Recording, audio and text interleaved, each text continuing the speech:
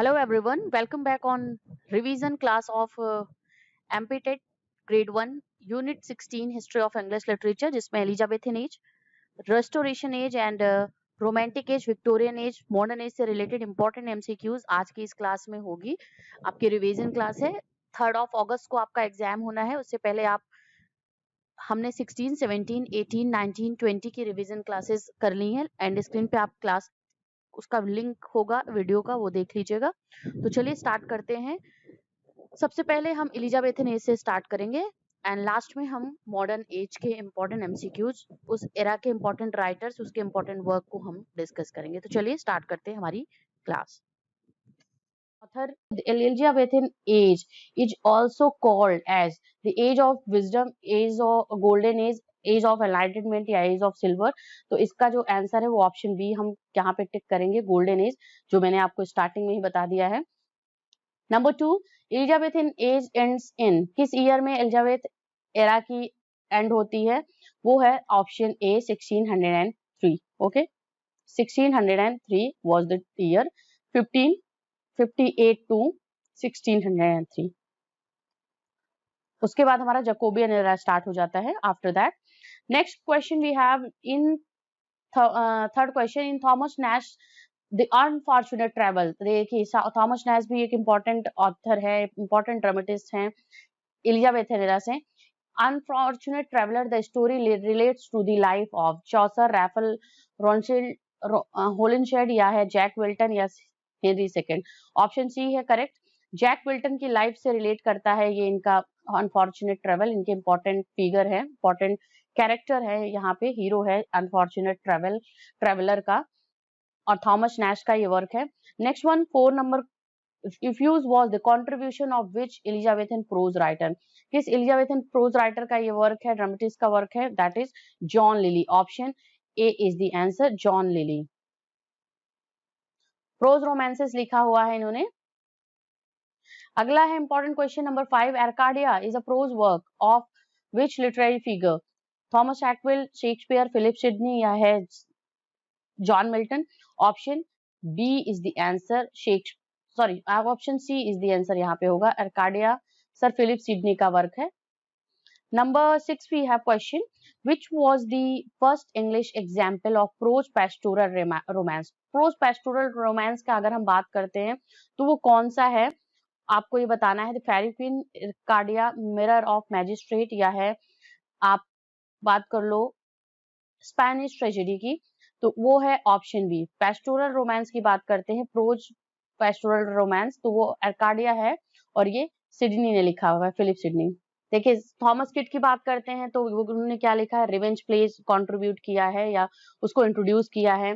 Pros pastoral romance की बात करते हैं तो वो फिलिप सिडनी को जाता है उसका क्रेडिट। इसके साथ ही साथ रोमांटिक प्रोज की बात करते हैं, रोमांटिक कॉमेडीज की बात करते हैं तो वो जॉन लिली को जाता है। प्रोज रोमांसेस की बात करते हैं तो वो जॉन लिली को उसका क्रेडिट जाता है। तो ये ऐसे चीजें जो इंट्रोड्यूस की हैं एलिजाबेथन एरा में, और उसपे एक तरीके से बहुत ज्यादा वर्क भी लिखा हुआ है, उसको एक मेन जॉनर समझ करके वो काम किया हुआ है और उसको रिफाइंड किया हुआ है एलिजाबेथन एरा में। तो ऐसे राइटर्स हैं तो उनको उस चीज का क्रेडिट जाता है। नेक्स्ट नंबर 6 के बाद 7 है, beside Arcadia, another prose work, Apology for Poetry, was written by. Obviously, Arcadia जिसने लिखा है उसी ने prose work लिखा है Apology for Poetry, and that is Sir Philip Sidney. Number 8 we have Sir Philip Sidney's time period was. अगर Philip Sidney के time period की बात करें तो वो क्या था? बी टाइम ड्यूरेशन है 1554 से 1584। Option B is the answer. तो 1554 में इनका बर्थ हुआ था, 1586 में इनकी डेथ हुई थी। नेक्स्ट क्वेश्चन 9 नंबर क्वेश्चन है, what Queen Elizabeth called the sir Philip Sidney? Philip Sidney को एलिजाबेथ ने क्या बोला था, क्या क्या उनको बुलाते थे वो? सर फिलिप सिडनी उनका ऑब्वियसली नाम था, because reputed rank was given to him by British government। तो ये था कि one of the jewels of her crown या one of the jewels of her time, या बोथ ए एंड बी, या option D and none of this.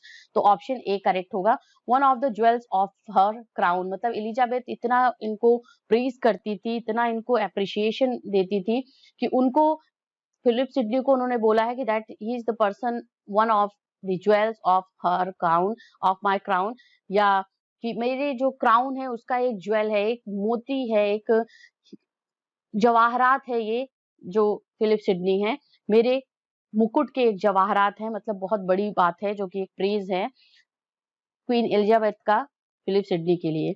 Next number 10 question, the literary work of Nicholas Udall in the field of Elizabethan drama was Ralph Roister Doister, Gammer Gammer, Gurton's Needle या Gorboduc और Ferrex Porrex या none of these. तो option A है Ralph Roister Doister is the answer. Nicholas Udall comic work है, first English comedy, ये हमने अभी discuss करा था जब हम निकोलस उडाल की बात कर रहे थे, तो रैल्फ रॉयस्टर डॉयस्टर है। Number 11, in which year was Tottel's Miscellany publish, Tottel's Miscellany किस ईयर पब्लिश हुआ है? 1551, 1554, 1557 या 1569। तो option C is the answer, 1557। Tottel's Miscellany Wyatt and Surrey का वर्क है। नेक्स्ट नंबर क्वेश्चन 11 के बाद 12 है, the course of true love never did run smooth, the line appears in which Shakespearean play, किस शेक्सपियरियन प्ले में आपको ये line देखने को मिलती है? Romeo Juliet, all's well that ends well या है twelfth night, midsummer night's dream. तो option D is the answer, midsummer night's dream is the correct answer. The course of true love never did run smooth. और यहाँ पे ये है देखिएगा कि शेक्सपियर से रिलेटेड अगर आप देखिए एलिजाबेथ नेरा की बात हो रही है, तो Shakespeare is one of the important figure, और इनसे रिलेटेड क्वेश्चन अगर आ सकता है आपका, तो आप उसके लिए बी प्रिपेयर्ड। आपको जो भी इम्पोर्टेंट इनके लाइन्स हैं, जो भी इन्होंने कोटेशंस लिखे हुए हैं अपने लिटरेचर में, अपने ड्रामाज में, फेमस लाइंस हैं, उसको जरूर याद कर लीजिएगा। वो क्वेश्चन आ सकता है या तो इनके कि कौन सी कैटेगरी में काउंट होता है, कौन सा इनका लॉन्गेस्ट प्ले है, ये चीजें आ सकती हैं। तो इसको जरूर थोड़ा सा ध्यान दीजिएगा, क्या कैरेक्टर से रिलेटेड आ सकता है। तो उसके लिए आप इसी चैनल पे शेक्सपियर से रिलेटेड एक प्लेलिस्ट है, जहाँ पे अब मैं एंड स्क्रीन पे उसको दे दूंगी, आपको उसका लिंक दे दूंगी। शेक्सपियर, जॉन और स्पेंसर से रिलेटेड लिंक को आप जरूर वॉच आउट कर लीजिएगा। तो शेक्सपियर से रिलेटेड जितने भी इनके क्वेश्चंस हैं, इनके कोटेशन से रिलेटेड वीडियो है, वो आपको मिल जाएगा उस प्लेलिस्ट में। तो ये ऑप्शन डी आंसर करेक्ट है। Number 13, man is the maker of his own fate, quoted by Francis Bacon, William Shakespeare, John Milton या John Webster. Option A is the answer, John Francis Bacon. जैसा मैंने आपसे बताया था जब हम Francis bacon के बारे में डिस्कस कर रहे थे, तो वहां मैंने आपको बोला था कि फ्रांसिस बेकन अपने एक एफोरिस्टिक स्टाइल के लिए जाने जाते हैं, संक्षिप्तता के लिए जाने जाते हैं, और विटी स्टेटमेंट्स के लिए जाने जाते हैं। और उनका ये स्टेटमेंट आपको देख के समझ में आ गया होगा, man is the maker of his own fate. इस लाइन के थ्रू उन्होंने कितनी बड़ी बात बोल दी है, कितनी बड़ी बात इंग्लिश लिटरेचर को दिया है, और एक कॉमन ह्यूमन बीइंग को भी ये चीजें सीखने को मिलती हैं इनकी लाइन से, कि man is the maker of his own fate, मतलब हम जो होते हैं, हम खुद अपने जो हमारा भाग्य होता है उसके खुद निर्माता होते हैं। अगर हम खुद सही चीज करेंगे, हार्ड वर्क करेंगे, तो हमें उसका रिजल्ट भी अच्छा मिलेगा। If we are not doing that things, then we do not get the same result as we are expecting. Okay, तो ये चीजें हैं कि अपने भाग्य के हिसाब से ही आप अपने को बदल सकते हो।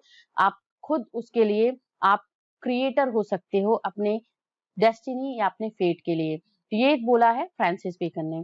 Number 14, shepherd's calendar Amoretti are written by, हमने डिस्कस करा था John Milton, John Donne, Philip Sidney, Edmund Spenser. तो ऑप्शन डी करेक्ट आंसर होगा, ऑप्शन डी। और जरूर एक बार जो अभी विजिट कर रहे हो आप सभी चैनल पे, तो इस वीडियो को वॉच आउट कर रहे हो, एक बार रिवर्स करके एंड ऑफ द वीडियो आप जरूर इसको देख लीजिएगा कि क्या क्या चीजें हमने पढ़ाई हैं, कौन कौन से इंपॉर्टेंट राइटर्स के बारे में, इंपॉर्टेंट पोएट्स के बारे में आज की इस क्लास में हमने डिस्कस करा है एलिजाबेथ नेरा से related. Number 15, the another name of tragedy of Gorboduc. चलिए इसका आंसर मुझे बताइएगा कि एक क्वेश्चन इसका दूसरा होगा कि किसने लिखा है tragedy of Gorboduc, who was the dramatist of this work, tragedy of Gorboduc. इसका आंसर आप मुझे चैट बॉक्स या कमेंट सेक्शन में जरूर दीजिएगा, क्योंकि मैंने ऑलरेडी इसको पढ़ा दिया है, अभी हमने बात की थी। तो क्या अदर नेम है ट्रेजेडी ऑफ गॉर्बोडेक का? सेनेके ट्रेजेडी, फेरेक्स फोरेक्स या ट्रेजिक स्टोरी, या है ट्रेजेडी ऑफ टू ब्रदर्स। तो ऑप्शन बी करेक्ट होगा, फेरेक्स एंड पोरेक्स। देखिए क्योंकि फेरेक्स एंड पोरेक्स दो कैरेक्टर हैं, दो भाई हैं, तो ये बिल्कुल कंफ्यूज मत होइएगा कि शायद इसका answer tragedy of two brothers हो सकता है, क्योंकि स्टोरी दो ब्रदर्स की है, लेकिन वो टाइटल इसका नहीं है। सब टाइटल की बात करिए, अनदर नेम जो है इस प्ले का वो है Ferrex and Porrex. Next number 16, Thomas More's Utopia was originally written in Greek, Latin, English या फ्रेंच। तो ये क्या है, हमारा लैटिन लैंग्वेज में लिखा गया है। और देखिए इसको आज की क्लास में हमने थॉमस मोर को इसलिए यहाँ पे इंक्लूड करा था, जो हमने बात की थी कि रेनिशा राइटर थे, बट एलिजाबेथन एज में जो था कि इनका जो एक यूटोपिया का जो इंग्लिश में ट्रांसलेशन हुआ है, उसका जो इम्पैक्ट पड़ा है एलिजाबेथन एरा में, तो वो बारे में बात की गई थी इंग्लिश में जब ट्रांसलेट हुआ है। बाकी ये ओरिजिनली जो लिखी गई थी वो लिखी गई थी लैटिन लैंग्वेज में। अगले क्वेश्चन को देखते हैं। एरकाडिया 1593 इज रिटन बाय, फिर से हमने बात कर ली थी इसकी, वो फिलिप सिडनी है। Number 18, father of modern prose, Marlowe, Francis Bacon, Philip Sidney या Charles Lamb. Father of modern prose की बात करते हैं तो that is Francis Bacon, option B. Number 19, Gloriana in the Pheri queen represents. Gloriana किसको represent कर रही है फेरी क्वीन में, जो कि स्पेंसर का वर्क है, वो किसको रिप्रेजेंट कर रही हैं, वो कर रही हैं क्वीन एलिजाबेथ को। Option B is the answer. Okay, Gloriana एक इम्पॉर्टेंट, बहुत ही इंपॉर्टेंट कैरेक्टर है फेरी क्वीन में, जो कि स्पेंसर ने लिखा है। और फेरी क्वीन में जो स्पेंसर ने ग्लोरियाना का कैरेक्टर दिया है वो रिजेंबल किया है ओरिजिनल क्वीन एलिजाबेथ से। नेक्स्ट नंबर 19 के बाद 20, the number of poems in Sidney sonnet sequence Astrophel and Stella is 99, 47 या 112, 108। तो ऑप्शन डी 108 होगा। यहाँ पे पूछा जा रहा है कि जो पोएम सीक्वेंस है, सोनेट सीक्वेंस है एस्ट्रोफेल एंड स्टेला, वो उसमें कितनी पोएम्स है, नंबर ऑफ पोएम्स, तो वो है क्या है 108 सोनेट, लव सोनेट्स हैं उसमें। Okay, 21, in which year was Globe theatre build. Globe theatre किस ईयर बिल्ड हुआ है, आपको आंसर देना है, तो option D 1599 is the answer. Next we have which is Shakespeare shortest tragedy. Shakespeare के शॉर्टेस्ट ट्रेजेडी के बारे में पूछा जा रहा है। और इसमें ये क्वेश्चन इसमें बताइएगा 21 में ही कि in which year Globe theatre was burn down. इसका आंसर मुझे कमेंट सेक्शन में आप देना, ये क्वेश्चन रहेगा आप सभी के लिए। तो 2 क्वेश्चन अभी तक हो चुके हैं आपके। 22 की बात कर रहे हैं कि शॉर्टेस्ट ट्रेजेडी इन चारों में कौन सी है, स्पेशली ये चारों ऑप्शंस में हैं, तो आपको इन चारों में ही बताना है। तो वो कौन सी है, देखिए ये 4 ग्रेटेस्ट प्लेज हैं शेक्सपियर के, ट्रेजेडीज हैं शेक्सपियर की। तो इन 4 ग्रेटेस्ट ट्रेजेडीज में से कौन सी शॉर्टेस्ट ट्रेजेडी है, that is option C. Okay, Macbeth. Next question 23, who called Spenser the poets' poet. Important question है, बहुत बार ये एग्जाम में पूछा जाता है आपका, तो कुछ इजी क्वेश्चन भी पूछ सकता है एग्जाम में, तो आंसर है option A. Next 24, utopia was first publish in English in the year. कब पब्लिश हुआ है इंग्लिश लैंग्वेज में, लैटिन लैंग्वेज में लिखा है 1516 में पब्लिश हुआ है, जब लैटिन लैंग्वेज में थॉमस मोर ने लिखा था। लेकिन ये जो इंग्लिश लैंग्वेज में पब्लिश हुआ है, तो ये किस ईयर में हुआ है, आपको उसका आंसर देना है। ऑप्शंस में देख लेती हूँ, वो है ऑप्शन 1551, उसके साथ ही साथ है 1557, 1571 या है 1584।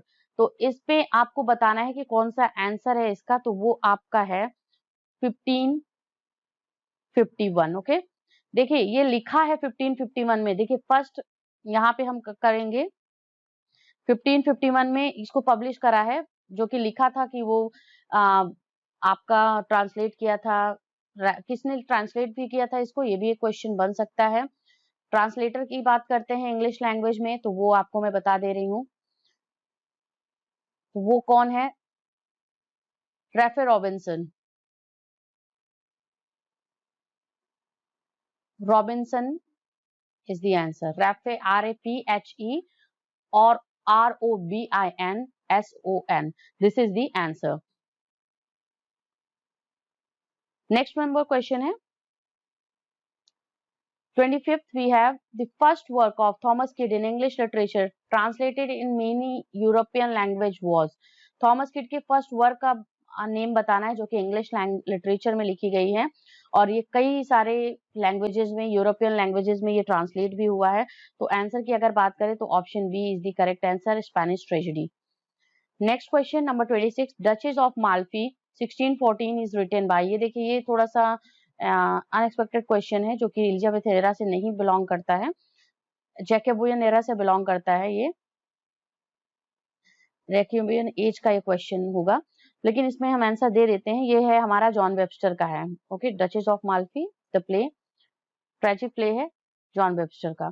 27 the first play of Christopher Marlowe was tragical history of doctor Faustus या जियो ऑफ माल्टा, टैम्बरलेन या है एडवर्ड सेकंड। तो ऑप्शन सी होगा Tamburlaine. Okay. 28 when was Tamburlaine the first play of Marlowe publish. Marlowe का जब first play टैम्बरलेन था वो कब पब्लिश हुआ है? 1586, 1587, 1589 या 1598? Answer is 1587। 29 among university wits who introduced the blood and thunder element in drama। Drama में ब्लड एंड थंडर एलिमेंट वो किसने इंट्रोड्यूस किया है? और वो थे university wits writer, one of the university wits writer थे। तो अमंग यूनिवर्सिटी विट्स राइटर कि इन यूनिवर्सिटी विट्स राइटर में से कौन वो था जिसने ब्लड एंड थंडर एलिमेंट को ड्रामा में इंट्रोड्यूस किया था?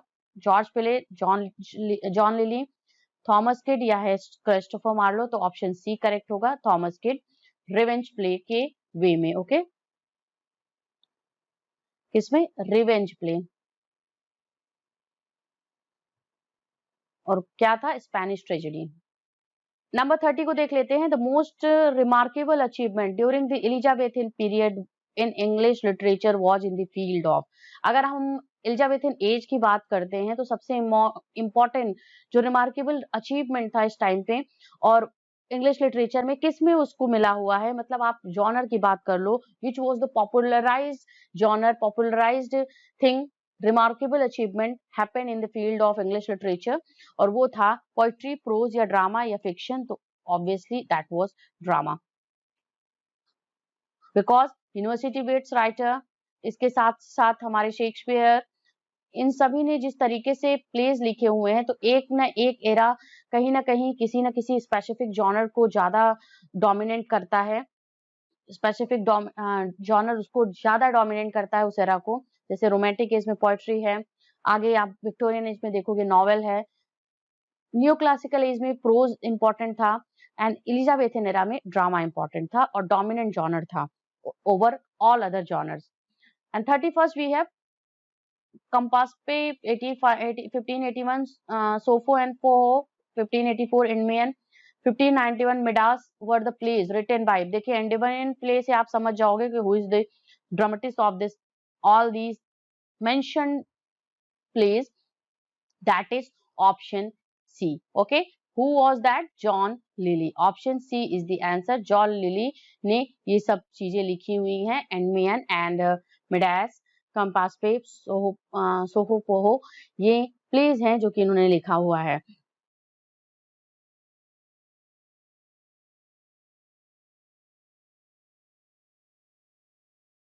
एंड यू से जाना जाता है। तो वो लास्ट जो क्वार्टर था उसमें आपका क्या था, कौन से आप इंपॉर्टेंट लिटरेरी फिगर थे? John Milton, John Bunyan, Dryden या स्टील? तो ऑप्शन सी होगा,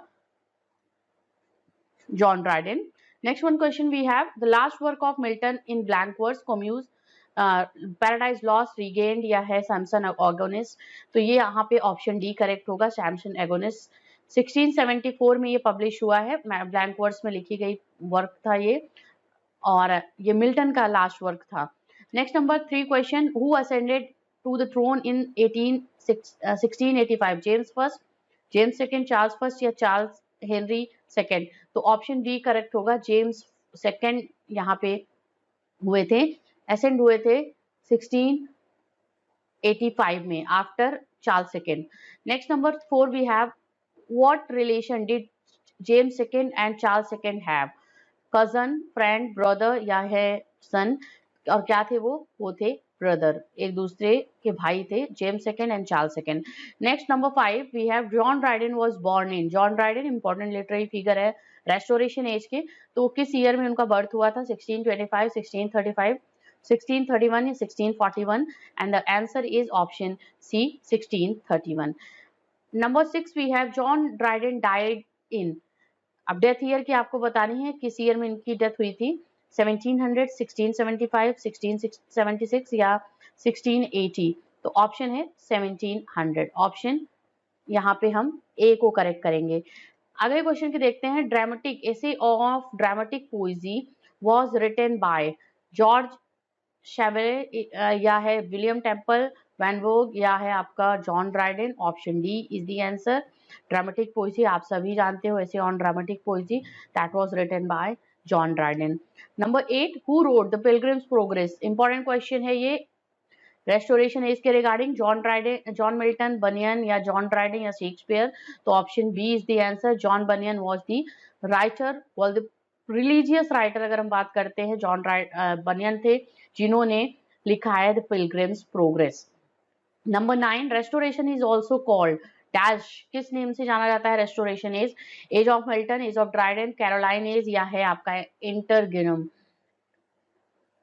तो option B age of Dryden. Dryden was the prominent figure of the literary figure of the restoration age, and most of his work he had written during this time, and that's why he is known as the restoration age is known by his name, that is age of Dryden.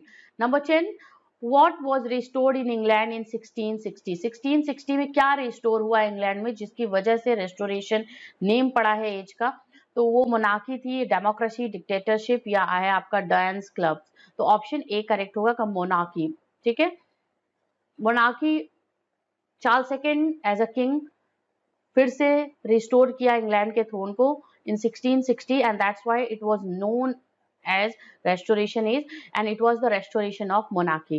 Number 11, Charles II spent his 9 years of exile from 1651 to 1660 in Dutch Republic, Netherlands या France या all of these। तो यहाँ पे हम mostly जो करेंगे वो यहाँ पे डी होगा, और जो 9 इयर्स था इनका एग्जाइल का, वनवास का, उन्होंने Dutch Republic, Netherland and French country में ये स्पेंड किया। उसके बाद जब क्रॉमवेल की डेथ हुई 1658 में, after that he was recalled in England, फिर से उनको बुलाया गया इंग्लैंड और he became the king of England in 1660। Next number question we have number 12, what was swept across the country in the restoration age? Licentiousness, frivolity, A and B and none of this, तो option C correct होगा। ये frivolities थी क्योंकि जो king थे, licentiousness and frivolity that was swept across the country in the restoration as, क्योंकि इस time पे लोगों का एक शान शौकत की जिंदगी जिया करते थे, लोगों का एक जो, क्योंकि किंग खुद किसी दूसरी कंट्री से होके आया था, तो उसका जो आर्ट कल्चर या वहाँ का रहन सहन से बहुत ज्यादा वो इन्फ्लुएंस था, और वही सेम चीज वो अपनी कंट्री में भी करना चाहता था, उसी तरीके से रूल करना चाहता था। तो ये सब चीजें थी जो कि because that was very much, he was very much influence with the France country. तो आप जो अपर मिडिल क्लास फैमिली है, अपर क्लास के लोग हैं, उन पे आप इस तरीके की चीज की लाइसेंशियसनेस एंड फ्रिविलिटीज जो है, किसी सभी चीजों में बिल्कुल बिंदास की जिंदगी जीना, ये आप उनके रहन सहन में देखोगे। किसी चीज के बारे में चिंता न करना, that was the lifestyle of the restoration period people. Number 13, restoration writers imitated Greek writers, Roman writers, French writers या जर्मन राइटर्स, तो ऑब्वियसली फ्रेंच राइटर्स को इमिटेट किया है रेस्टोरेशन एज के राइटर्स ने, और ये था किस लिए? क्योंकि that was the influence of the French culture, art and literature, और बहुत ही ज्यादा इन्फ्लुएंस था किंग, तो सभी चीजों में उनके पूरे रहन सहन में, चाहे वो आपका पॉलिटिकली व्यू हो, इकोनॉमिक हो, चाहे वो लिटरेचर पॉइंट ऑफ व्यू से देखोगे, तो सभी चीजें यहाँ पे जो थी वो फ्रेंच का बहुत ज्यादा इन्फ्लुएंस था रेस्टोरेशन एज में। 14, what was the main quality of restoration writers? Romance, preciseness, realism या बोथ बी एंड सी, तो क्या होगा? Both B and C is the answer, तो ऑप्शन डी को हम टिक करेंगे, option D would be the answer, क्योंकि romance was not a main important quality of restoration writers या restoration literature। preciseness and realism के बारे में बात की है इस तरीके के, इस टाइम के राइटर ने, मतलब एक कहीं ना कहीं उस टाइम के जो कड़वी चीजें हैं, उस टाइम की जो सच्चाई है, उस टाइम की जो कंडीशन है, उस टाइम का जो एक स्टाइल है रहने का, उसको कॉपी किया है, उसको अपनी राइटिंग में जगह दी है इस एरा के राइटर्स ने। 15, we have the Royal Society was established in 1662, 1664, 1665 या 1669, ऑप्शन ए को करेक्ट करेंगे। 1662 में रॉयल सोसाइटी जो था वो एस्टैब्लिश हुआ है। आगे है रॉयल सोसाइटी एडॉप्टेड डैश, वो आइडियाज है, वेग आइडियाज है, मैथमेटिकल प्लेननेस है, टफ मेटाफर्स या रिलीजियसनेस है। तो option B is the answer, mathematical plainness was adopted by Royal Society. Next number 16 के बाद 17 क्वेश्चन की तरफ देखेंगे। Who came to throne in 1660?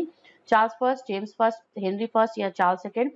Option D is the answer. Charles second came to the throne in 1660 in England. What was realistically presented in restoration writings?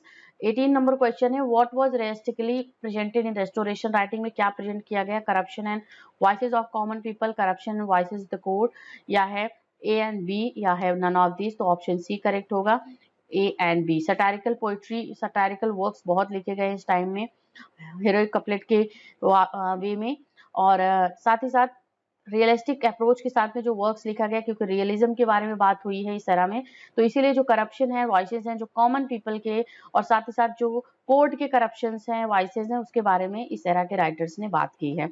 अगला number 19 question है। What was the important vehicle of words in restoration? Imagery, amplification, syllogism या heroic couplet? तो option D correct होगा, heroic couplet. Okay, important vehicle of words लिखने का जो सबसे important vehicle है वो क्या था? वो था heroic couplet. 20 the style of restoration was precise, elegant, formal, all of this? तो all of this, precise, elegant and formal. 21 which two parties came to being in restoration period? Restoration period में कौन सी दो party का जन्म हुआ? Tory and democratic, Tory Whig या Whig and democratic या नन ऑफ दिस? तो ऑप्शन बी करेक्ट होगा, Tory and Whig party, these were the two parties came into existence in restoration period. 22nd precise, elegant, formal style of restoration वो age was called modern, classic, old या frivolous? तो option C होगा, they were classic, classical बोले जाते थे जो precise, elegant और formal style थी रेस्टोरेशन एज की।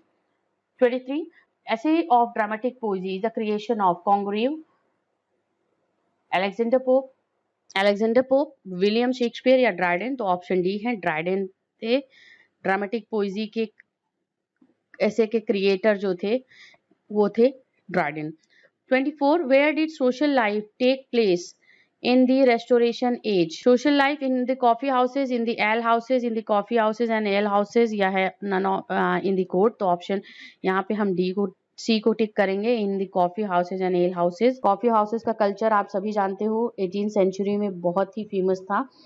एल हाउसेस जो थे बिजनेस हाउसेस ये थे, और जहाँ पे लोग इकट्ठा होकर के अपने इंटेलेक्चुअल पीपल्स जो होते थे वो अपने थॉट्स को, अपनी जो एक अप्रोच था, जो आइडियाज थे या आइडियोलॉजी उनकी हुआ करती थी, उसको शेयर करते थे एक दूसरे के साथ में थ्रू कन्वर्सेशन। तो सोशल लाइफ जो थी वो कहाँ पे होती थी, हुआ करती थी, that was in the coffee houses and ale houses. Next number 25 we have who closed the theatres in 1642?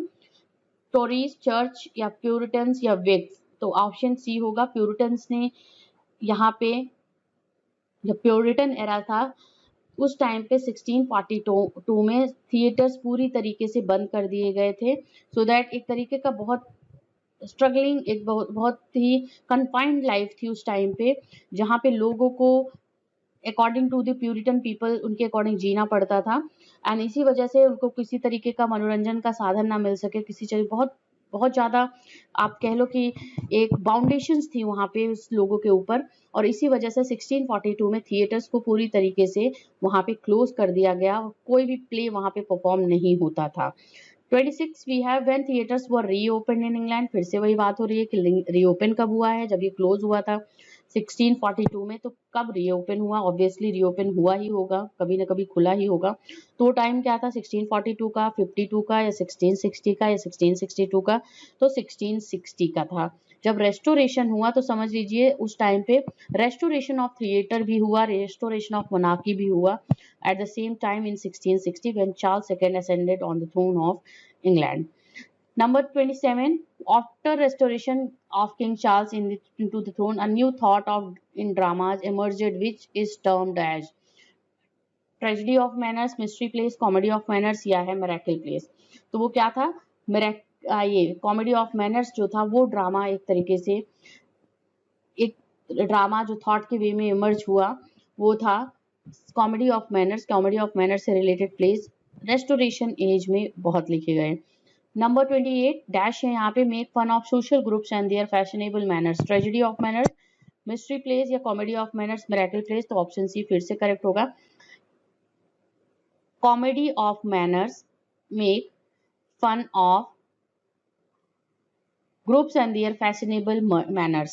Next, number 29 dash is not the feature of restoration period, dash is not the feature of one of the restoration, फिर से यही हो गया, French influence, formalism या है new tendencies, age of romance। तो option D correct होगा, age of romance was not one of the feature of the restoration period। बाकी new tendencies and formalism, French influence were the most important features of the restoration period।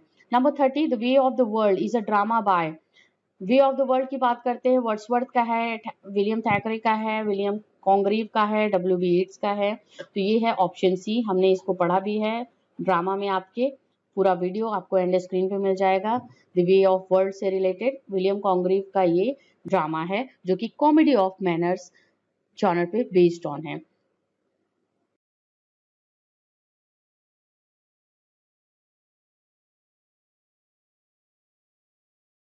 चलिए आगे हम important MCQs discuss करते हैं। Romantic age in English literature started in, obviously अगर starting की बात करते हैं तो with the publication of lyrical ballads and that was happened in the year 1798। तो option D is the answer. Number 2 romantic age is also known as romantic revival, age of poetry, age of revolution या है all of this. तो obviously D is the answer, क्योंकि देखिए ये poetry का तो age था ही, रोमांटिक रिवाइवल का एज था, इसके साथ ही साथ एज ऑफ रेवोल्यूशन का भी था, क्योंकि फ्रेंच रेवोल्यूशन अभी जस्ट खत्म हुआ था और उसका जो इम्पैक्ट था, इन्फ्लुएंस था इस एरा के राइटर्स पोएट्स पे आप देखने को अच्छे तरीके से मिलता है। चाहे हम विलियम वर्ड्सवर्थ की बात करते हैं या शेले की बात करते हैं, तो इन्होंने अपने वर्क्स में जो इम्पोर्टेंट आइडिया था, आइडियोलॉजी थी फ्रेंच रेवोल्यूशन को, इसको अडॉप्ट किया और उसके से रिलेटेड वर्क को लिखा है। आगे नंबर 3 है second edition of lyrical ballets was publish. देखिए फर्स्ट एडिशन की बात करते हैं 1798 में हुआ है, तो सेकंड एडिशन का आपको बताना है कि किस ईयर में पब्लिश हुआ है लिरिकल बैलेट्स का। Option A is the answer 1800। Okay, option A is the answer 1800। Next we have fourth edition of lyrical ballads was published in 1805, 1806, 1808 या 1810। तो ऑप्शन ए करेक्ट होगा, क्योंकि 1805 में फोर्थ एडिशन हुआ है। 1803 की बात, अगर थर्ड एडिशन की बात करते हैं लिरिकल बैलेड की, तो थर्ड एडिशन जो था 1800, तो first 1798, second 1800, third 1802 and fourth edition was in 1805। Next we have the question, Wordsworth presented dash life in his poems in lyrical ballads। तो टाउन लाइफ को रिप्रेजेंट करा हुआ है, प्रेजेंट किया अपने जो लिरिकल बैलेड्स था उसमें, इमेजिनरी या रिलीजियस एवरीडे। तो ऑप्शन डी होगा, एवरीडे लाइफ को उन्होंने रिप्रेजेंट करा है, प्रेजेंट किया है अपने लिरिकल बैलेड्स में। और विलियम वर्ड्सवर्थ का एक कॉन्सेप्ट था कि जो पोइट्री होनी चाहिए वो कॉमन लैंग्वेज में होनी चाहिए, so that common people can also understand nature, poetry, lyrics। Number 6, Coleridge presented dash in his poems in lyrical ballads, real, religion या supernatural या natural। तो ऑप्शन सी होगा, supernatural जो लाइफ थी उसको रिप्रेजेंट करा है लिरिकल बैलेड्स में लिखते वक्त, अपनी पोएम्स को इंक्लूड करते वक्त। Number 7, what did Walter Scott contribute to literature of the romantic age? love for the past, love for chivalry या है love for religion या love for nature। तो love for past, historical place लिखा है Walter Scott ने romantic as में, तो उन्होंने जो कंट्रीब्यूट किया है लिटरेचर को इस टाइम पे रोमांटिक एरा में, that was love for past. Number 8 we have Wordsworth, Southey and Coleridge are called second generation romantic poets, first generation romantic poet क्या है आपका, both B and C and both A and B या आपका है none of these. तो option A यहाँ पे B correct होगा, सॉरी हाँ बी करेक्ट होगा, क्योंकि फर्स्ट जनरेशन पोएट्स बुलाए जाते हैं वर्ड्सवर्थ, सादे एंड कॉलरेज। उसके साथ ही साथ सेकेंड जनरेशन की अगर हम बात करते हैं तो शेली, कीट्स, बेरॉन, ये सेकेंड जनरेशन के पोएट्स हैं, रोमांटिक एज से ही बिलोंग करते हैं। Number 9, first generation of romantic poets were impressed by French revolution, American revolution, both of these या नन ऑफ दीज, तो है option both of these. Okay, number 10, Shelley, Byron and Keats were generation romantic poet, यहाँ पे आपको करना है तो वो क्या है, ऑप्शन बी करेक्ट होगा, सेकेंड जनरेशन पोएट। ठीक है, second generation poet. Number 11, romantic age of English literature started in 1803, 1819, 1796 या 1798, तो ऑप्शन डी करेक्ट है, 1798। romantic age in English literature started in 1798. Number 12, romantic age is also known as, ये हमने discuss कर लिया है, number T all of these. Which European country was the first to be industrialized? आपको बताना है कौन सी यूरोपियन कंट्री थी जो सबसे पहले इंडस्ट्रियलाइज्ड हुई है। फ्रेंच, इंग्लैंड, जर्मनी, नेदरलैंड, तो ऑप्शन ए करेक्ट होगा, England. 14, which was the dominant literary genre in romantic age? Obviously we are talking about poetry, poets, Wordsworth, Saadi, Coleridge, Shelley, Keats, Byron, they all are poets। और important genre जो था, dominant genre जो था, literary genre इस time duration का, romantic age का, तो that was poetry.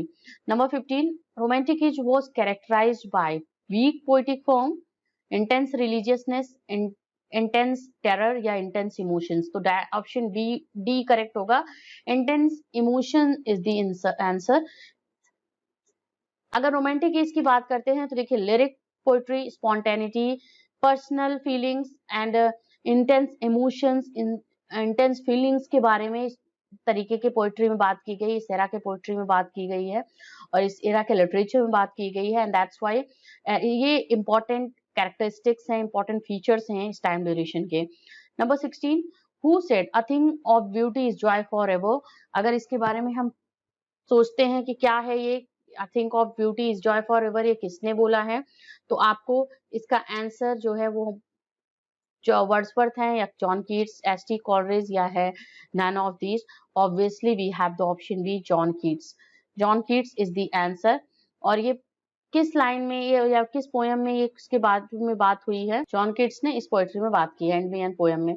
Next we have number 17, a vindication of rights of women was written by Mary Wollstonecraft या मैरी एजवर्थ या जेन ऑस्टिन या आपका जॉर्ज इलियट है, तो ऑप्शन है मैरी वुलस्टोनक्राफ्ट। ये इस टाइम की नॉवेलिस्ट थी, and vindication of rights of women was written by her. A Vindication of Rights of Women was published in the year, तो ये पब्लिश हुआ है 1792 में, ऑप्शन बी हमारा जो है वो करेक्ट होगा।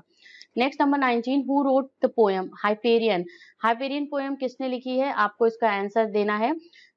John Keats, Dryden, Matthew Arnold, Coleridge, तो देखिए इसके जो आंसर हैं वो है John Keats, option A is the answer. 1820 में ये पब्लिश हुई है। नेक्स्ट नंबर 20, हाँ यहाँ पे अभी हमने Hyperion was published in the year, तो ऑप्शन बी को हम करेक्ट करेंगे, 1820। Next we have who wrote saint the eve of saint Agnes? William Wordsworth, Blake, Keats या ऑसबर्न, तो ऑप्शन यहाँ पे हम सी को टिक करेंगे। जॉन कीट्स की ये पोएम है और ये भी 1820 में पब्लिश हुई है। ठीक है, 1820 में पब्लिश हुई है। टू स्काईलार्क, मॉन्ट ब्लैंक क्या है आपका, Mary queen are written by, obviously to skylark queen Mab से आप समझ जाओगे, obviously we have the C answer, P B Shelley. Number 23, hymn to intellectual beauty and Hellas are written by, किसने लिखा है, Lord Byron, John Keats, Wordsworth या Shelley? Shelley is the answer, option D is the answer. Next we have Adonais and mask of anarchy या Ozymandias, written by, composed bye, तो Adonis की अगर हम बात करते हैं तो ये किसने लिखा है, पीबी शेले ने लिखा है, ऑप्शन हमारा ए करेक्ट होगा। Number 25, Queen Mab and cloud are written by, obviously we have option B answer, P B Shelley की ये सभी पोएम्स हैं। 26 we have sense and sensibility, 1811 का है, मैंसफील्ड पार्क है, ये किसकी नॉवेल्स हैं, जेम्स जॉयसी, एंटोनी ट्रोलोप या आपका है जॉर्ज इलियट, जेन ऑस्टिन, तो ये यहाँ पे ऑप्शन डी करेक्ट होगा, Jane Austen is the answer. Number 27, Pride and Prejudice and Emma are the novels by option B is the answer, Jane Austen. ये pride and prejudice एमा जो novels हैं वो जेन ऑस्टिन के नॉवेल्स हैं. इसके साथ ही साथ है which romantic and pre romantic poet wrote the poem about innocence and of childhood. William Blake, William Wordsworth, Lord Byron या जॉन किट्स. तो विलियम ब्लेक ने लिखा है चाइल्डहुड के ऊपर, इनोसेंस ऑफ चाइल्डहुड के ऊपर जो पोएम लिखी हुई है ये विलियम ब्लेक ने लिखी है. Option A is the answer.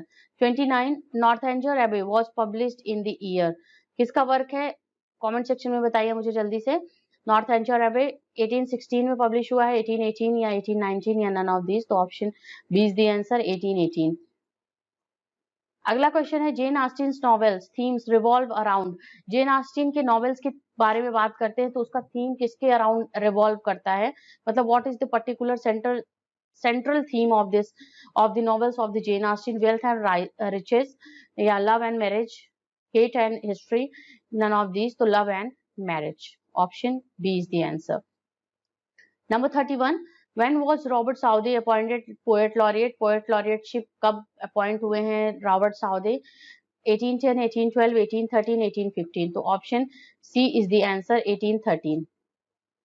Next we have, what does the term about poets acknowledged legislator of the world suggest?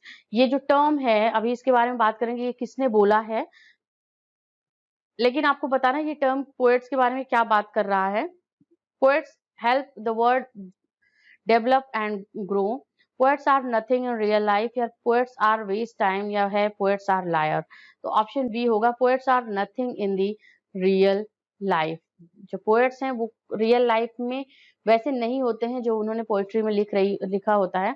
तो अनएक्नॉलेज लेजिस्लेटर ऑफ द वर्ल्ड, मतलब इनको दुनिया के बारे में, इनको रियल वर्ल्ड के बारे में तो इनको कुछ पता ही नहीं होता जो पोएट्स होते हैं. ऐसा किसने बोला है? ऐसा शेले ने बोला है, पीबी शेले ने.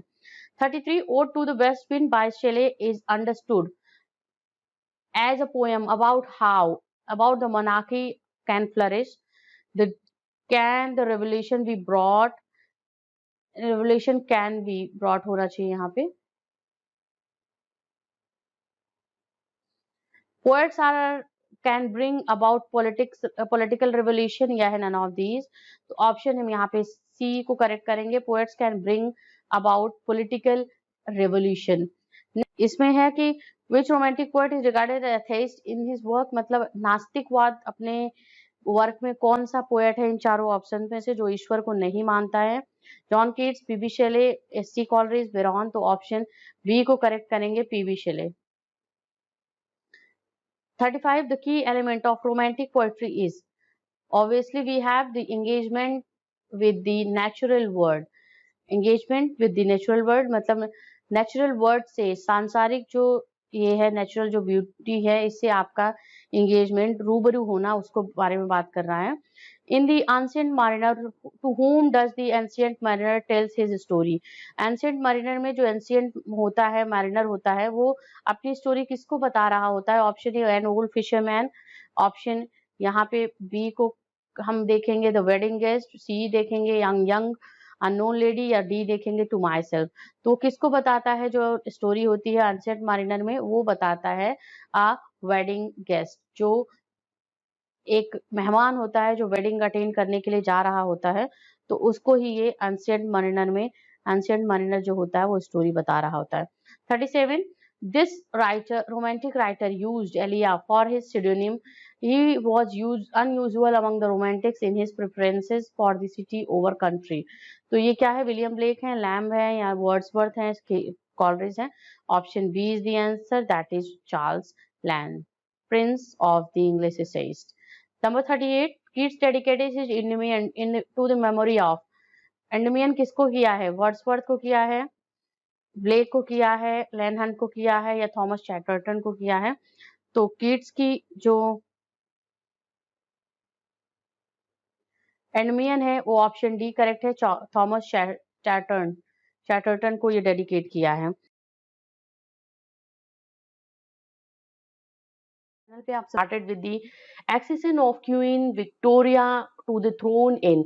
ये क्वेश्चन है ऑब्वियसली क्वीन विक्टोरिया के नेम के बिहाफ पे विक्टोरियन एरा पड़ा है इंग्लिश लिटरेचर का, जो वो टाइम ड्यूरेशन था, इंग्लिश लिटरेचर किस तरीके से डेवलप हुआ है, किस तरीके से उसमें उसका अपलिफ्टमेंट हुआ है, कौन कौन से जॉनर पॉपुलर हुए हैं उस टाइम ड्यूरेशन में, क्योंकि क्वीन विक्टोरिया इंग्लैंड की क्वीन थी और उसी वजह से इस एरा का नाम हम विक्टोरियन एज जानते हैं। तो आपको बताना है कि किस ईयर में वो एसेस हुई हैं थ्रोन पे इंग्लैंड के, एंड जिससे विक्टोरियन एरा का स्टार्टिंग हुआ है। And the answer is obviously we have the option B, 1837 is the answer. 222 question है इसलिए क्योंकि अभी तक के 221 क्वेश्चन हमने डिस्कस कर लिया है, जिसमें डिफरेंट डिफरेंट एज से रिलेटेड ओल्ड इंग्लिश एज से लेकर के रोमांटिक एज तक के क्वेश्चंस डिस्कस कर लिए हैं।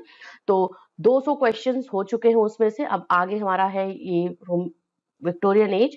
आगे बात करते हैं 223 question. Victorian age is also known as, आपको बताना है कि नोन एज का मतलब कि अगर हम विक्टोरियन एज को यहाँ पे पढ़ रहे हैं as a name on the behalf of the queen Victoria की विक्टोरियन एज है, लेकिन इसको किस अदर नेम से भी जाना जाता है, age of science, age of doubt and faith, machine age या ऑल ऑफ दीज। तो answer we have the option D, all of these.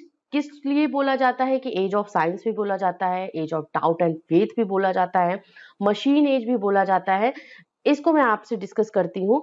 As of science आप सभी जानते हो कि विक्टोरियन एज वो टाइम था जब साइंस प्रोग्रेस हुआ है, साइंस का विकास हुआ है इस एरा में, और विक्टोरियन एज ऐसा टाइम था जहाँ पे बहुत ही इंपॉर्टेंट रिसर्च हुए हैं in the field of science.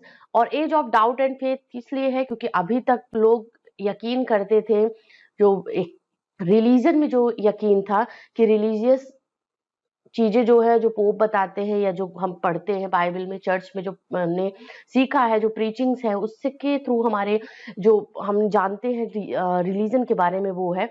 But because of science there is a kind of doubt and faith things happened in the time of the Victorian age. And also machine age की बात करते हैं क्योंकि industrialisation इस time पे upliftment पे था, industrialisation का प्रोग्रेस इस टाइम पे हुआ है, और मशीन एज इस वजह से भी इसको जानते हैं। And that's why all of these को हम टिक करेंगे। 223 का जो आंसर है वो ऑप्शन डी है। अगला है number 24, 224, which literary genre was dominate during Victorian age. Important question है, आपको ये सब पता होना चाहिए कि किस एज में कौन सा इंपॉर्टेंट लिटरेरी फॉर्म जो था वो डोमिनेट हुआ है या प्रोग्रेस हुआ है, या एक तरीके से कहते हैं ब्लूम किया है। तो यहाँ पे विक्टोरियन एज की बात हो रही है। नॉवेल, पोइट्री, प्रोज, ड्रामा में से किस जॉनर का, किस लिटरेरी जो जॉनर है, कौन सी ऐसी लिटरेचर की शाखा है जिसका ज्यादा विकास हुआ है, जो डोमिनेट किया है even all over all other literary genre. तो वो है हमारा option A, novel. Okay, novel is important and the answer is novel. Novel है विक्टोरियन एज में। आप देखोगे नॉवेल का अपलिफ्टमेंट बहुत ज्यादा हुआ है। नॉवेल ऐसा जॉनर था जो डोमिनेट किया है इस एरा में। चाहे आप किसी भी फीमेल राइटर्स को देख लो, फीमेल नॉवेलिस्ट को देख लो आप, we have Bronte sisters like, जैसे मैंने बताया, Charles Dickens, Thomas Hardy, George Eliot, one of the important novelist we have of this era, and Bronte sisters. Now moving on to the next question. और अगर romantic age की बात करते हैं तो उस टाइम पे जो डोमिनेटिंग जॉनर था, लिटरेरी जॉनर था, that was poetry. 18th century की बात करते हैं तो उस टाइम की बात करें तो वहां पे जो डोमिनेटिंग जॉनर था that was prose, and before that drama Elizabethan era का इंपॉर्टेंट जॉनर था। उसके पहले पोएट्री इंपॉर्टेंट जॉनर थी ओल्ड इंग्लिश एज में। तो ये कुछ इंपॉर्टेंट जॉनर्स हैं जो कि अलग अलग एरा में डोमिनेट किया हुआ है over all over other literary genres of the literature. Moving on to the next question, number 225 question we have here. Great exhibition held in the year 1845, 1848, 1851, 1854। तो आपको इसका क्वेश्चन का आंसर बताना है। ग्रेट एग्जीबिशन के बारे में बात हो रही है जो कि विक्टोरियन एज में हुआ है, and the answer we have here option C, ये है हमारा 1851 में ये हेल्ड हुआ है ग्रेट एग्जीबिशन। जो है कि वो इसमें जो है द ग्रेट एग्जीबिशन जो रिलेट करता है वो वर्क्स ऑफ इंडस्ट्री से रिलेट करता है, ऑल नेशन से रिलेटेड करता है। जो मॉडर्न इंडस्ट्रियल टेक्नोलॉजी और डिजाइन है उसको सेलिब्रेट करते हुए ये ग्रेट एग्जीबिशन हुआ था 1851 में। नेक्स्ट नंबर क्वेश्चन 226 है, first reform act was passed in. Important question है, कुछ अनएक्सपेक्टेड क्वेश्चन है, कभी कभी एग्जाम में ऐसे क्वेश्चंस आ सकते हैं आपके। तो फर्स्ट रिफॉर्म एक्ट की अगर हम बात करते हैं तो 1830, 1832, 1834, 1837 किस ईयर में ये पास हुआ था, बिल जो था, एक्ट जो था, and that was in the year 1832। Option B is the answer. ये क्या है, एक तरीके से ग्रेट रिफॉर्म एक्ट इसको बोलते हैं, फर्स्ट रिफॉर्म एक्ट बोलते हैं। अगर ग्रेट रिफॉर्म एक्ट भी आता है तो आप फर्स्ट को ही समझोगे, ग्रेट रिफॉर्म एक्ट। ये किससे रिलेटेड था, इलेक्टोरल सिस्टम, जिस वोट देने का जो सिस्टम था उससे रिलेट करता है। तो यहाँ पे आप समझ जाना, इलेक्टोरल जो सिस्टम है ऑफ इंग्लैंड, उसमें रिफॉर्म से रिलेटेड है, reform in electoral system of England and Wales से रिलेट करता है। 1832 में ये एक्ट पास हुआ था और ये एक इम्पॉर्टेंट इवेंट है विक्टोरियन एज का, क्योंकि क्वीन विक्टोरिया के टाइम पे ये एक्ट पास हुआ था, जिसमें चेंजेस हुए हैं, जो एक वोट देने का सिस्टम था इस इंग्लैंड में, उसमें इसमें एक तरीके का चेंज, एक तरीके का ह्यूज चेंज आया हुआ है, and that's why first reform act was passed in, जिसको हम ग्रेट रिफॉर्म एक्ट भी बोलते हैं, इन 1832। नेक्स्ट है, when was second reform act passed. Second reform act की अगर हम बात करते हैं तो ये जो पास हुआ है, ऑप्शंस वी हैव हियर, तो 1867 में पास हुआ है। Option B is the correct answer. अब ब्रिटिश पार्लियामेंट के थ्रू ये एक्ट पास होते थे, जिसमें आप अगर बात कर लो कि सेकेंड रिफॉर्म एक्ट किससे रिलेटेड, जैसे फर्स्ट रिफॉर्म एक्ट आप इलेक्टोरल सिस्टम से रिलेटेड है जिसमें रिफॉर्म हुआ है। सेकेंड रिफॉर्म एक्ट की अगर हम बात करते हैं तो यहाँ पे था कि इंग्लैंड और वेल्स में शहरी पुरुष जो थे, श्रमिक जो थे, लेबरर्स जो थे, उनको मताधिकार प्रदान किया गया, उनके हिस्से को, जो वहाँ पे वेल्स में जो लोग रहते थे, इससे पहले जो लेबरर्स थे, इवन अर्बन जो मेल श्रमिक थे, मेल लेबरर्स थे, उनको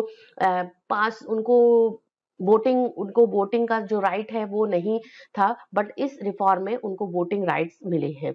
अगला है 228, Dickens earliest work sketches of Boz was written in. किस ईयर में स्केचेस ऑफ बोज लिखा गया है, आपको उसका आंसर दे देना है। 1824 एंड 1828, 1830 या 1832, and we have the answer is here, that is option D. और इसकी अगर बात करते हैं तो ये लिखा कब गया है, ये पूछा है, तो 1832 इज द आंसर। अगर हम बात करते हैं पब्लिश कब हुआ है, पब्लिश हुआ है ये पीरियोडिकल न्यूज़पेपर्स में पब्लिश हुए हैं, एंड पब्लिश हुआ है 1833 से लेकर के 1836 तक। ओके, ये हमारा आंसर है।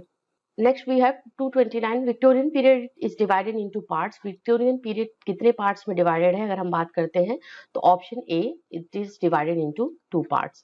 Next one we have early Victorians and later Victorians के नेम से जाना जाता है। Early Victorian period ranges from 1832 to which period, means यहाँ पे बताना है जो अर्ली पीरियड जो था विक्टोरियन एज का वो कब से कब तक चला है, 1868, 1870, 1871 या 1875, and answer we have option B 1870। Okay, 18 यहाँ पे 1832 to 1870, this is the time of the early Victorians. Okay, early Victorian period. Next one we have later Victorian period, start from 1870 and ends in with the death of the Queen Elizabeth, and that was happened in the year 1901. We have the answer, that is option C, 1901, 1872, 1901 is the later part of the Victorian age. अगले question को देखते हैं 232, Carlyle Sartor Resartus were published in the year. Important work है Thomas Carlyle का, आपको बताना है कि किस ईयर में ये पब्लिश हुआ है, 1826, 1829 एंड 1830, या है आपका 1832। किस ईयर में, पब्लिकेशन ईयर की बात हो रही है, पब्लिकेशन आपको पूछना है and it was published in the year, यहाँ पे हमारा 1834 होना चाहिए था, तो ऑप्शन डी को हम करेक्ट करेंगे। 1834 इज द आंसर। अगस्त 1834 में ये पब्लिश हुआ है, जो कि सीरियल के फॉर्म में ये पब्लिश हुआ था। शॉर्टर इज शॉर्टर बुक है, 3 बुक्स का कलेक्शन है। अगला question 234, who started psychological novel in Victorian age? Victorian age में साइकोलॉजिकल नॉवेल लिखना किसने स्टार्ट किया था? George Eliot, Jane Austen, Mary Edgeworth या एंटोनी ट्रोलो? तो यहाँ पे आंसर है ऑप्शन ए, जॉर्ज एलियट, जिनको हम मैरी एन इवांस के नेम से भी जानते हैं। इनका real name Mary Ann Evans था, बट जॉर्ज एलियट सोचेड कि एक डोमिनेटिंग जो मेल का डोमिनेशन था लिटरेचर में, उसको पूरा करने के लिए, या उसको ज़्यादा प्रेफरेंस मिलती है उस तरीके के लिटरेचर को, इस वजह से इन्होंने अपना नेम जॉर्ज एलियट रखा। जॉर्ज एलियट से आप समझोगे कि किसी मेल राइटर ने, मेल नॉवेलिस्ट हैं, but she was women and Mary Ann Evans was her real name. तो ऑप्शन ए, साइकोलॉजिकल नॉवेल्स की बात करते हैं तो George Eliot is the answer. Number 235 we have Alfred Lord Tennyson and his elder brother Charles jointly published a collection of poems. आपको बताना है कि कौन सा है कलेक्शन ऑफ पोएम्स जिसको टेनिसन और उनके ब्रदर ने, एल्डर ब्रदर ने, चार्ल्स ने पब्लिश करा है। ये जॉइंटली कोलैबोरेशन वर्क था, कलेक्शन ऑफ पोएम्स था। And option we have poems by two brother. Poems by two brother means दो भाइयों के द्वारा लिखी गई जो पोएम है, वो नेम था इसका, पोएम्स। और जिसपे इंपॉर्टेंट अगर वर्क की बात करते हैं तो इसमें क्रॉसिंग द बार एंड मेचर and other poems, Enoch Arden, ये कुछ इंपॉर्टेंट पोएम्स हैं जो कि टेनिसन और उनके भाई ने कोलैबोरेटली इसको लिखा है। पब्लिश किस ईयर में हुआ है? 1827। अगला क्वेश्चन है, principles of political economy is written by. Principles of political economy, George Stuart Mill, Thomas Carlyle, Alfred the Great या none of these? Answer we have the here option A, John Stuart Mill. Political analyst थे, political एक thinker थे John Stuart Mill, और John Stuart Mill ने principle of economy, political economy ये लिखी है। 237 we have the answer question. The novel Desperate Remedies is written by. Desperate Remedies George Eliot की novel है, या है आपका थॉमस कार्लाइल की, चार्ल्स डिकेंस, और वी हैव थॉमस हार्डी। तो ऑप्शन में जो आंसर है वो ऑप्शन डी आंसर है। थॉमस हार्डी की ये नॉवेल है डेस्परेट रेमेडीज, और इसको अगर बात करते हैं तो पब्लिश कब हुई है? Publish in the year 1871। This is publish in the year 1871। This is a fiction novel है जो कि, और ये सेकेंड नॉवेल है थॉमस हार्डी का। 238 is the answer. Question we have, laissez-faire means free human being, freely moving, या free trade, या giving arms? तो आपको इसका आंसर बताना है। और ये जो थियरी थी ये बहुत ही ज्यादा फेमस थी। अगर आप बात करते हो time duration of the Victorian era, तो लेसेस फेयर इसका नेम था। अगर इससे रिलेटेड बात करते हैं तो ये है आंसर हमारा, क्या है? ऑप्शन सी, फ्री ट्रेड से रिलेटेड है, करता है। क्योंकि जो एक तरीके का गवर्नमेंट का जो कंट्रोल हुआ करता था जो व्यापार पे, या जो बिजनेसेस होते थे, जो स्पेशली जो प्राइवेट बिजनेसेस होते थे, उनका जो कंट्रोल था गवर्नमेंट का, उससे छुटकारा मिला उनको। जो थी ये गवर्नमेंट के कंट्रोल से, इस थियरी के थ्रू, या जो ये जिसको हम बोलते हैं अहस्तक्षेप की नीति, लेजिस फेयर का मतलब होता है अहस्तक्षेप की नीति। 239 we have Oxford movement was a Tractarian movement, Tractarianism, या ट्रेजिडियन, या आपका है both A B C, A B. तो ऑप्शन यहाँ पे डी है, डी आंसर होगा, both A B. Tractarian movement था और ट्रैक्टेरियनिज्म से रिलेटेड था। ऑक्सफोर्ड मूवमेंट जो कि एक तरीके से रिफॉर्म चाहता था रिलीजन में, जो कैथोलिक चर्च है उसमें रिफॉर्म चाहता था। और इम्पोर्टेंट अगर ऑक्सफोर्ड मूवमेंट के मेंबर की बात करते हैं, जॉन हेनरी न्यूमैन थे, जॉन केबल, ये कुछ इंपॉर्टेंट मेंबर्स थे जो कि ऑक्सफोर्ड मूवमेंट से बिलोंग करते हैं। Next question, 242 brothers a poem by Alfred Tennyson appeared in the year, option A is the answer 1827, जिसमें टेनिसन और उनके ब्रदर ने एक कलेक्शन ऑफ पोएम्स को कोलैबोरेटली कंपोज किया था और उसका नेम दिया था, टाइटल दिया था two brothers poems by two brothers. तो ये था टाइटल उसका, और ये अपीयर किस ईयर ही हुआ है या पब्लिश किस ईयर हुआ है, 1827 में। 241 Alfred Tennyson's poem brought him a medal, two brothers Timbuktu chiefly lyrical या इजाबेल एंड मेबेलाइन। तो आंसर है टिम्बक्टू was the poem जिसने मेडल ब्रॉट किया, means because of that poem he got medal, and ये था option B answer, Timbuktu. Next number 242 Arthur Hallam a close friend of Tennyson died in the year, किस year में इनकी death हुई थी जब इन्होंने इन मेमोरियम लिखी उनकी मेमोरी में, तो वो था ईयर 1833 का, तो option C is the answer. Next number question, then 42 to 43 is we have the question, led to the pre-Raphaelite movement, Tennyson, browning, Matthew अर्नल या डीजी रॉस्टी ने लेड किया, मीन्स उसको लीड किया प्री-रैफाएलाइट मूवमेंट को, तो वो आंसर है हमारा ऑप्शन डी, डीजी रॉस्टी ने। क्रिस्टीना रॉस्टी, डीजी रॉस्टी, ये इंपॉर्टेंट मेंबर्स थे प्री-रैफाएलाइट मूवमेंट के, जो कि रैफल से रिलेटेड इनका मूवमेंट को नेम दिया, जो कि मेडिवलिज्म लिटरेचर और एक तरीके से पोइट्री को नेचुरल वे में प्रेजेंट करना चाहते थे, पोइट्री को मेडिवल कॉन्सेप्ट पे प्रेजेंट करना चाहते थे, या जो उनका लिटरेचर लिखने का तरीका था, और D G Rossetti was the leading member of the pre Raphaelite movement. Next number 244 we have the was an artist and designer, John Ruskin, William Morris या चार्ल्स डिकेंस, एसी स्विनबर्न, जो कि आर्टिस्ट और designer दोनों थे, option C. यहाँ पे हम B को करेक्ट करेंगे, विलियम मॉरिस को करेक्ट करेंगे, option B we have the answer.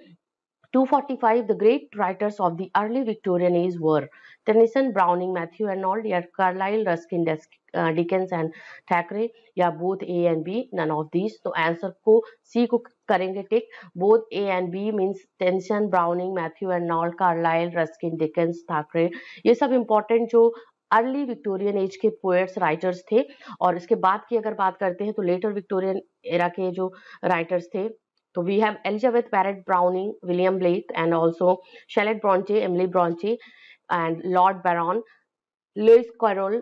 ये कुछ इंपॉर्टेंट जो राइटर्स थे वो लेटर विक्टोरियन एज से बिलोंग करते थे। Next number question 246, fail I alone in words and deeds, why all men strive and who succeeds, these are the famous lines from a bishop order his tomb, the last ride together, prospect या soliloquy of the Spanish cloister। तो option be the last ride together की है, जो कि browning ने अपनी wife Elizabeth Barrett browning के लिए लिखी है, द लास्ट राइड टुगेदर। इसकी इंपॉर्टेंट लाइन है, फेमस लाइन है इस पोएम की, और लिखा किसने है, यहाँ पे मैं पोएट का नेम लिख दे रही हूँ, ब्राउनिंग। अगला क्वेश्चन है 247, I was ever a fighter so one fight more, the best and the last, in which poem do we have find these lines, bishop orders his tomb, last ride together, prospect या soliloquy of the Spanish cloister, option C is the answer, prospect we have the line, और ये है Browning की ही line, Robert Browning is the poet.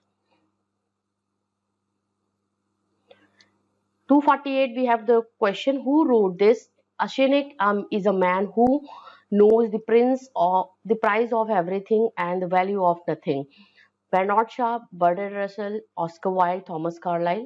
तो option C is the answer, Oscar Wilde ने लिखा a cynic is a man who knows the price of everything and value nothing, means जिसको price तो सबका पता है, मूल्य तो सबका पता है कि how precious this thing is और that thing is, but that person value nothing, that is called a cynic person.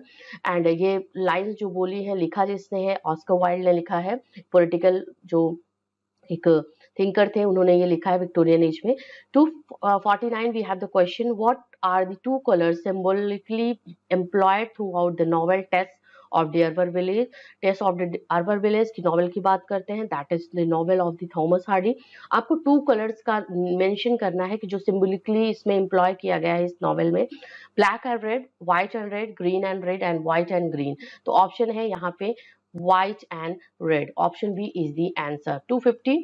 What is the subtitle of Thomas Hardy's Test of the Urban Village? तो आप सभी इसको जानते हो. इसका answer है option C, a pure woman. A pure woman Tess की बात हो रही है. Tess was the leading heroine of this novel and mostly Wessex novels लिखा करते थे. वेसेक्स जो सेटिंग है उस पर बेस्ड ऑन है. उनके कल्चर, उनकी ट्रेडिशन, उनकी लैंग्वेज, उनका जो एक तरीके का रहन सहन था उस पर बेस्ड ऑन नॉवेल्स को लिखा है थॉमस हार्डी ने. और Tess of the urban village is one of the important and very super novel we have of Hardy एंड जिसमें एक प्योर वुमेन की बात हो रही है जिसका नेम टेस है. 251. Maggie Tulliver is a central character in. Option C we have Mill of the Floss. Mill on the Floss is the answer. अगर मिल ऑन द फ्लॉस की बात करते हैं तो इसके राइटर का नेम बताइए आप सभी. मैगिल टूलिवर जो है सेंट्रल कैरेक्टर है इस नॉवेल के और that is the novel by George Eliot. किसका है ये? जॉर्ज इलियट का नॉवेल है. किस ईयर पब्लिश हुआ है? 1860 में. Okay 1860. in the year 1860 it was published. पे हमने आज विक्टोरियन एज से रिलेटेड बात.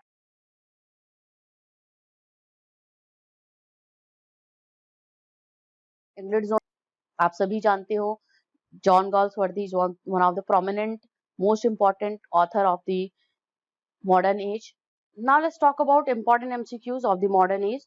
And the very first question we have here: modern age start from the beginning of 18th century, 19th, 20th century या 21st century. Option C would be the answer. 20th century की starting में ही modern era का starting है.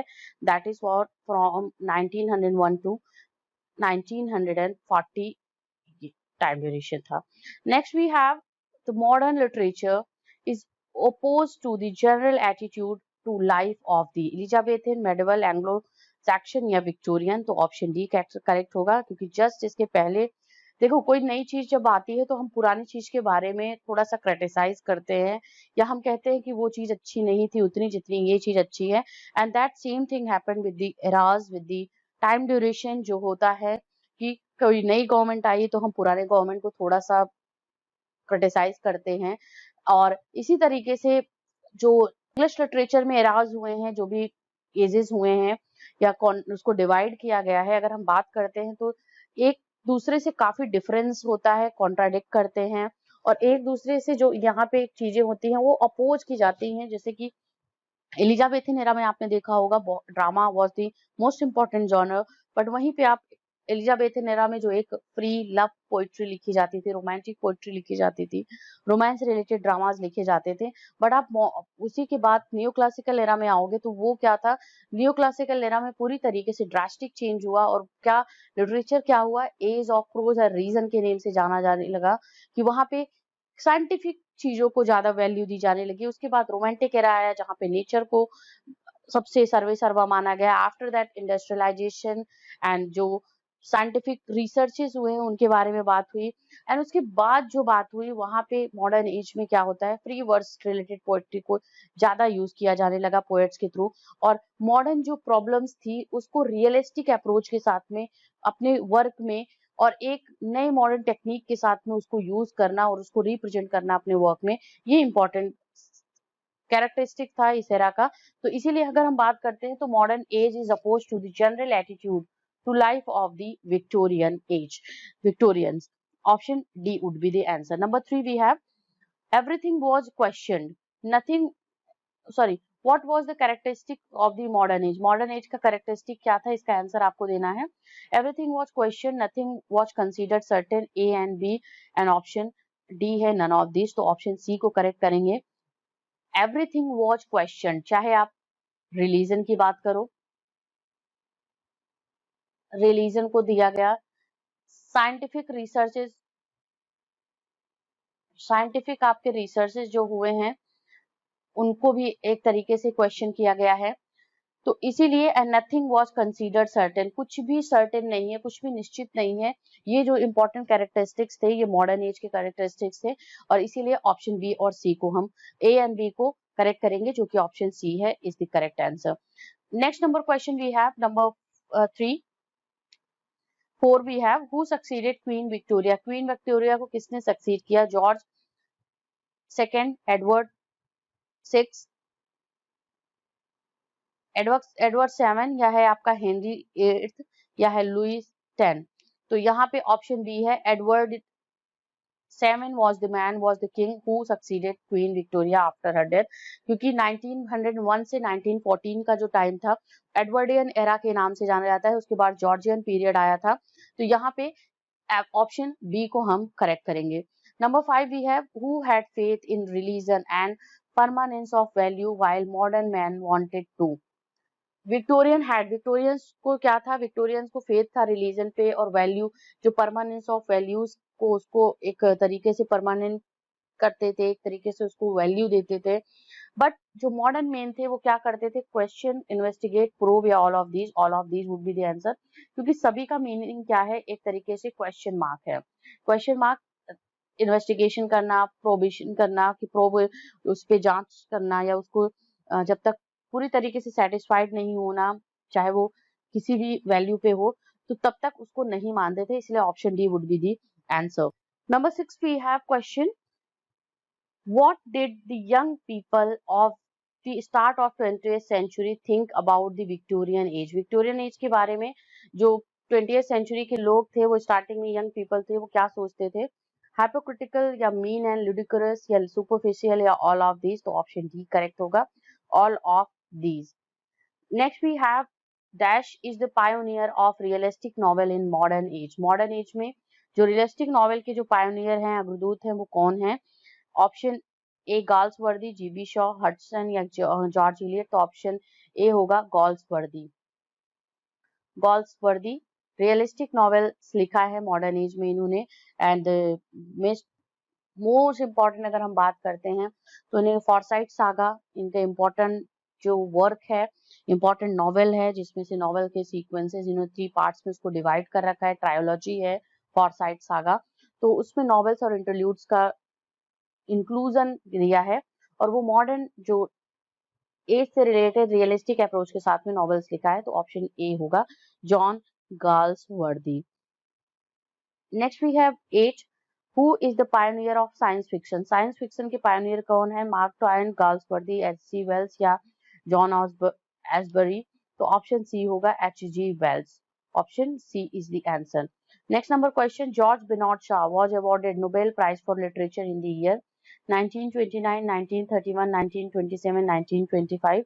तो option D correct है। 1925 में इनको नोबेल प्राइज मिला है, जीबी शॉ को। बेर्नार्ड शॉ जो जाने जाते हैं, और सेंट जॉन के लिए मिला है इनको 1923 का वर्क है।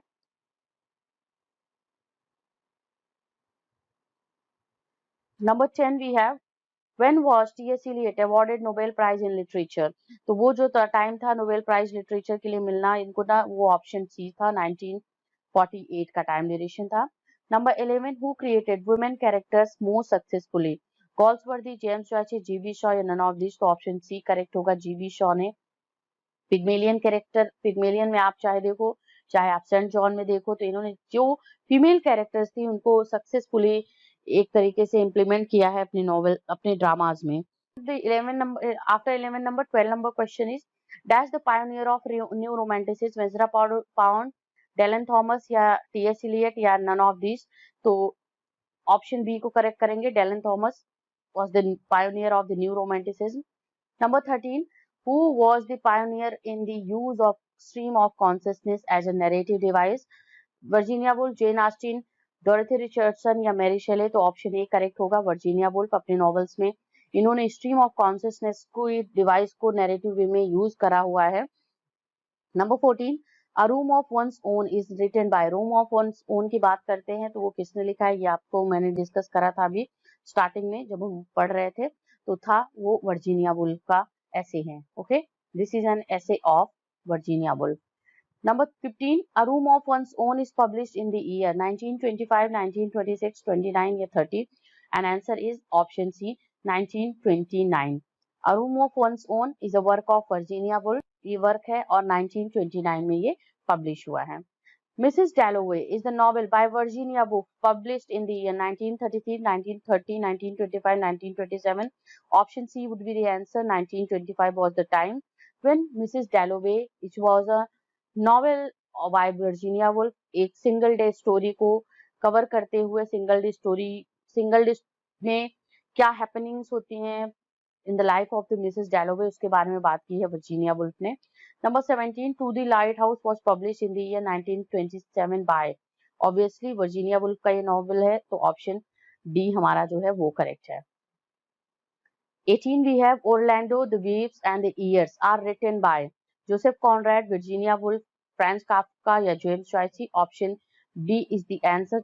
Orlando is written by Virginia Woolf. और ये एक बायोग्राफिकल नॉवेल है, बायोग्राफी है, नॉवेल के वे में प्रेजेंट करा है. ऑर्लैंडो वर्जीनिया वुल्फ का वर्क है, 1928 में पब्लिश हुआ है. 19 question we have, which was the dominant literary genre in modern age, poetry, prose, novel या ड्रामा. तो ऑप्शन सी को करेक्ट करेंगे. नॉवेल था प्रोमिनेंट जॉनर जो था इस टाइम ड्यूरेशन का. Next number 20 question, the portrait of a lady is written by Virginia Woolf, Henry James, Joseph Conrad या नन ऑफ दीज. तो वो है ऑप्शन बी, हेनरी जेम्स. देखिए ये है हेनरी जेम्स का नॉवेल है जो कि पोर्ट्रेट ऑफ अ लेडी है और ये सीरियल के फॉर्म में पब्लिश कब हुआ है, 1881 में. ठीक है, इसके साथ ही साथ हम जो बात करते हैं द पोर्ट्रेट ऑफ अ, और एक दूसरा नॉवेल है जो है the portrait of the artist as a young man, ये है जेम्स जॉयसी का. तो हेनरी जेम्स और जेम्स जॉयसी में कंफ्यूज मत होना.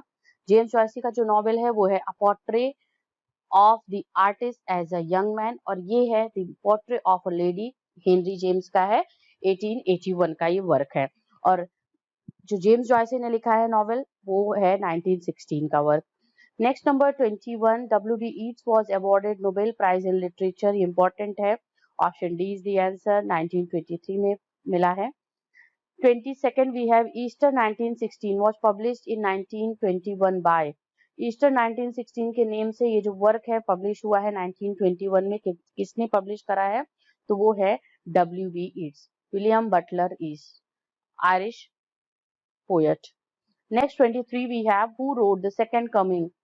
G.K. Chesterton, T.S. Eliot, G.M. Hopkins या नन ऑफ दिस. तो ऑप्शन डी करेक्ट होगा यहाँ पे क्योंकि उस ऑथर का नेम नहीं दिया गया है. W.B. Yeats was the author, poet, जिन्होंने ये पोएम लिखी है the second coming. Next number 24, W.B. Yeats died in the year 1939 in Germany, Norway, France या इटाली. तो option C is the answer, France. 25 we have Virginia Woolf to the Lighthouse has part. How many parts are there in the novel of the Virginia Woolf to the Lighthouse? तो वो है 2 part, 3 part, 4 या 5 part. तो option यहाँ पे second number सही होगा, B, मतलब ऑप्शन 3. ऑप्शन बी करेक्ट होगा. 3 पार्ट्स, विंडो है पहला, दूसरा टाइम पासेस, तीसरा है light house. Number 26, T.S. Eliot The Wasteland has how many parts? 4, 5 या 6, 7. तो इट हैज 5 पार्ट्स. उनका नेम आप मुझे कमेंट सेक्शन में बताइएगा. Name of the 5 parts of the Waste Land, इसको आप जरूर मुझे कमेंट सेक्शन में दीजिएगा आंसर इसका. Next here we have the question number 27, who is the chocolate cream soldier in GB Shaw's Arms and the Man. Sergius या है आपका मेजर पेटकॉफ, ब्लंशली, निकोला. तो option C is the answer. Next we have 28, who used the term dissociation of sensibility first. T.S. Eliot, E.M. Foster, W.B. Yeats, G.B. Shaw. So option A is the answer, T.S. Eliot.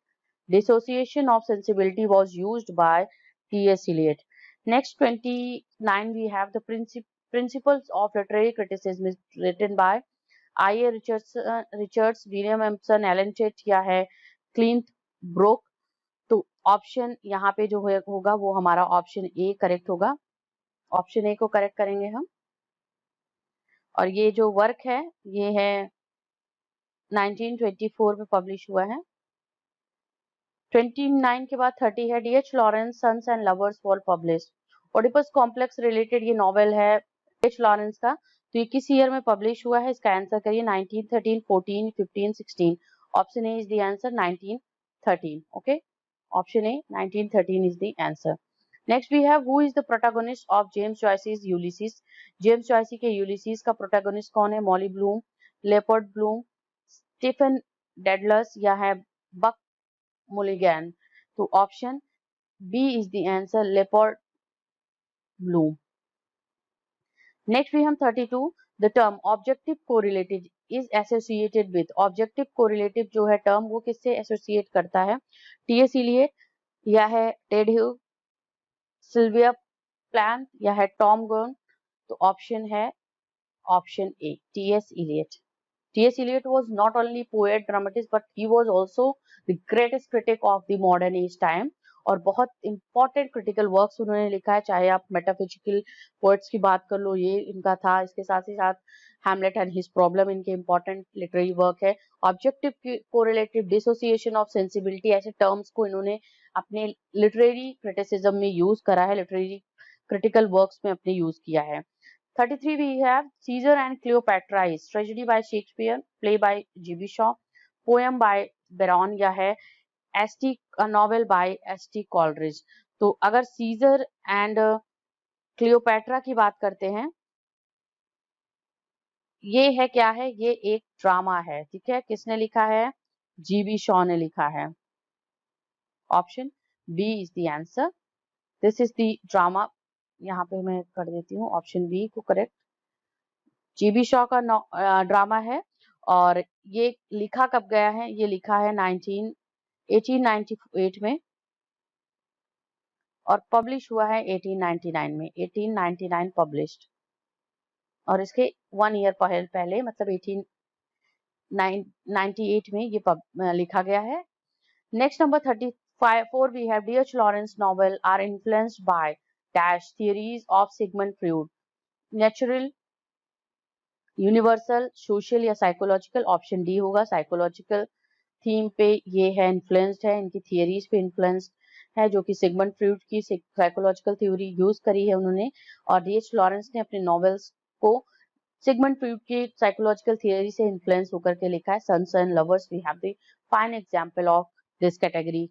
Next we have 35. Writers such as G.B. Shaw, John Galsworthy attack the social and political dash of England. यहाँ पे आपको fill करना है social and political nepotism, social and political idealism, corruption या benefit? तो option C होगा, social and political corruption of England. जो उन्होंने, इन दोनों राइटर्स ने अपने अपने वर्क में सोशल एंड पॉलिटिकल जो करप्शन है इंग्लैंड में प्रिवेल्ड हैं मॉडर्न टाइम में, उसके बारे में बात की है, चाहे वो नॉवेल्स के थ्रू बात की हो या चाहे वो ड्रामा के थ्रू बात की हो. 36 we have the autobiographical novel The Portrait of the Artist as a Young Man is being written by. किसने लिखा है? D.H. लॉरेंस ने, Thomas Hardy, James Augustine Joyce या है वर्जीनिया वुल्फ? तो option C is the answer, James Augustine Joyce. Option C is the answer we have. 37 the narrative technique usually employed by James Joyce, stream of consciousness, symbolism, imagism या है आपका modernism? तो option A है हमारा correct answer. ऐसे कुछ important questions आज की क्लास में हमने यहाँ पे डिस्कस करा है जो कि मॉडर्न एज से बिलोंग करते हैं. Please do not forget to watch other uploaded videos related to MPTET grade 1 और अदर एग्जाम की आप प्रिपरेशन कर रहे हो तो उसको भी बिल्कुल ध्यान दीजिएगा. And thanks a lot for being here on this channel with me. Thank you very much.